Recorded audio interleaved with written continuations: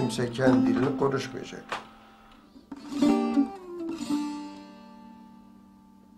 Kendini üzüyorsun.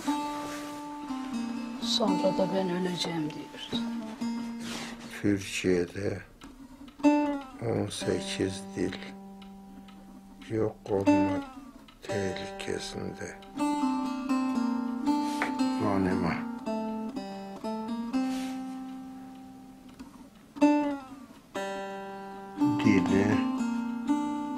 Dilimiz. Eskimiş bu ya. At gitsin en iyisi. Bizim de bir şey söylesene.